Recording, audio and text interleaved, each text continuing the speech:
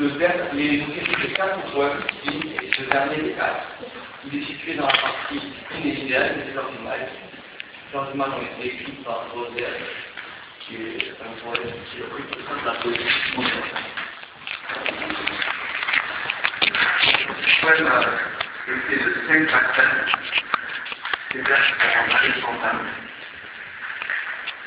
En anglais, le mot script, ça veut dire c'est un peu ce qui symbolise la mélancolie d'ennui et de mal de vivre.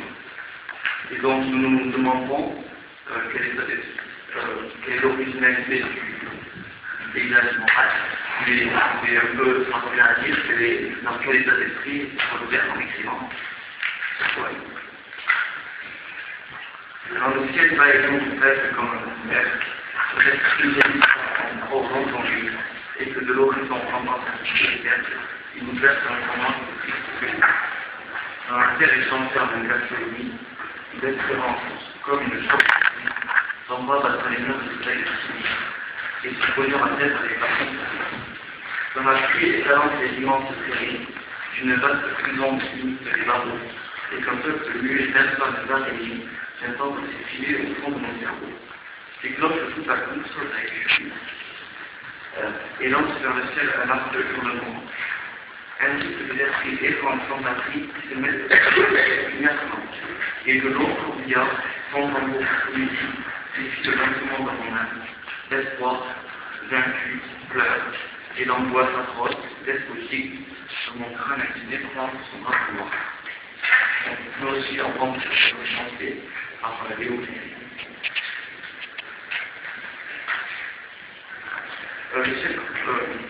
Le poème commence par quand le ciel va et l'eau pèse comme un couvert. Le mot couvert est suivi au vers 4 de Il nous berce, donc ça fait penser à un enfermement, quelque chose comme dans un récipient. Puis il y a d'autres sons qui est écrit comme un cercle, ce qui rappelle cette idée. Ensuite, dans le quatrième suivant, la terre est changée en un cachot humide. Humide, c'est comme une prison. Et la seule possibilité, c'est l'espérance, elle est comparée à un animal aveugle et nocturne, la chauve-souris, qui serait en plus d'être aveugle, limitée par la chauve-souris. Donc ça montre bien la raison qu'il a de l'espérance. Et il continue dans cette idée avec la pluie étalant des immenses traînées. Les immenses traînées, c'est comparé ensuite aux barreaux d'une prison. Donc là aussi.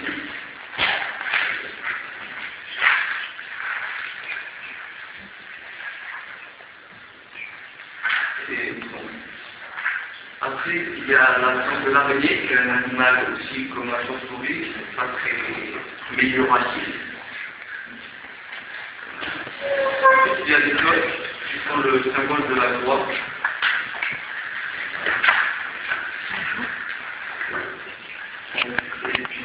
Et le texte errant et son patrie reviennent après les cloches, donc on voit que la gloire est longtemps. Ils sont décrits comme un gémissant. Et le terme de son parti montre qu'il n'appartient pas à la pensée d'un individu.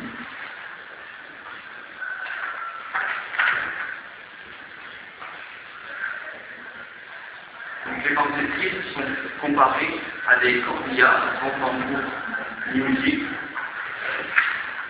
Cela montre qu'il s'agit de l'enfermement de la vie. Et puis l'espoir, il est qualifié, il est vaincu. Il faisait au vers 6 écho à l'espérance, mais là au vers 19 il est vaincu, c'est un symptôme de la destruction, donc on voit que le paysage moral est pas très gai. L'angoisse, elle est ensuite une sorte de l'angoisse qui est associée au mot atroce et despotique. Donc il y a la peur de l'angoisse et on a l'impression qu'il est dans l'impossibilité de s'en libérer. Puis le cas de verre, c'est souvent le crâne incliné devant son corps noir. Donc le corps noir, ça peut être une allusion au pirate. Ça s'entend de la maison, comme si l'angoisse prenait le pouvoir dans l'âme du poète de Baudelaire.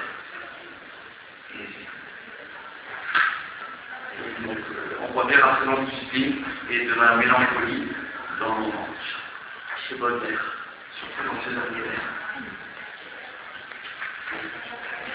Donc Baudelaire, dans un discours très compliqué, on se l'air qu'il a fait une tentative de suicide en 1845, si tu veux expliquer ce poème. Mais on peut aussi dire qu'il y a peut-être un petit sens. Il dit que l'espoir, il parle de l'espoir vaincu, mais même s'il est vaincu, ça ne veut pas dire qu'il est vaincu. Avant de terminer, donc quelques questions. Vous avez une tournure pas très gaie, pas très améliorative pour désigner quelque chose. On parlait carrément. Si j'évoque par exemple chauve-souris, araignée, qu'est-ce que vous éprouvez en allant sur le vêtement? Donc, utiliser les activités simplement, ça vous fait peur. C'est quelque chose qui va on va faire voir la consistance de cette expression horrible. Pareil alors, qu'est-ce que vous préférez pour arriver par exemple? Est-ce que c'est effrayant? Est-ce que c'est horrible? Est-ce que c'est autre chose? Effrayant. Si j'avais pas répugnant, que voulez dire répugnant? Et effrayant et horrible comme vous l'avez rappelé. C'est plutôt des adjectifs pour la France. Pourquoi? La preuve. Très bien, on a même sur le mot, c'est pas une chanson. Vous utilisez plusieurs fois le terme comparaison ou bien la forme verbale comparée. Et symbole, par exemple, vous dites que les cloches sont symboles de joie. Quelle est la différence entre la comparaison et le symbole? Et est-ce que vous êtes vraiment sûr que les cloches sont symboles de joie? Une comparaison, compare. Il faut qu'il y ait un mot qui compare. Alors dans le texte, par exemple, il y a-t-il des mots qui comparent? Des outils de comparaison, les grammairiens. Ou l'espérance comme une chauve-souris pour voir le corps. D'accord. Et normalement, autre mot de comparaison?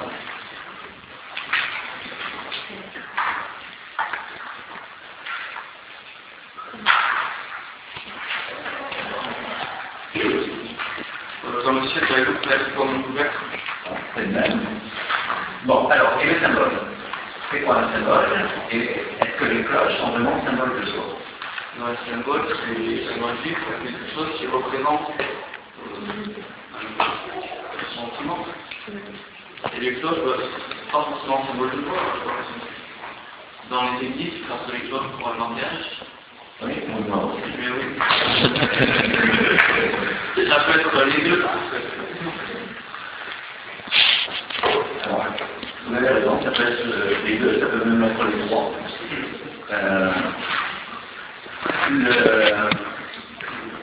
À la table, dans votre conclusion, vous dites qu'on voit bien ici le spleen et vous employez à comprendre le mot mélancolie. Est-ce que le spleen est la mélancolie? Non, pas du tout. Alors, si on regarde, je pense qu'on dit où est ici l'originalité du paysage moral. Si je dis que c'est un paysage mélancolique et que j'ai répondu à la question,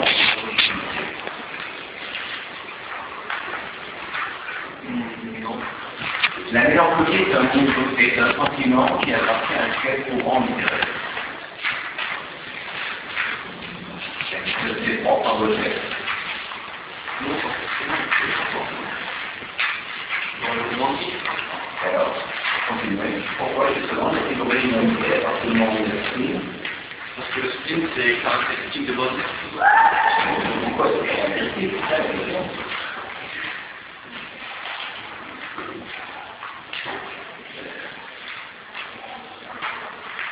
Par un état d'esprit assez noir, sans Vous l'avez montré dans votre développement, ça. par énormément. Bon, on s'arrête là.